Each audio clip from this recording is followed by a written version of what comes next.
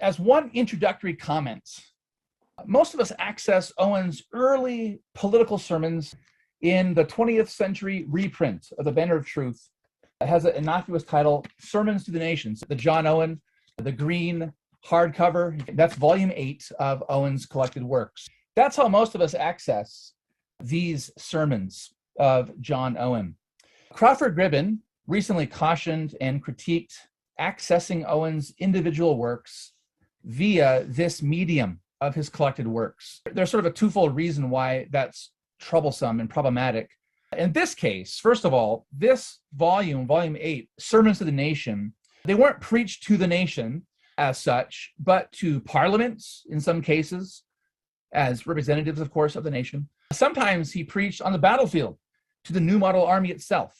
So that's the first problem, is that they're not preached to the nation, right? These were preached to a body of assembled people.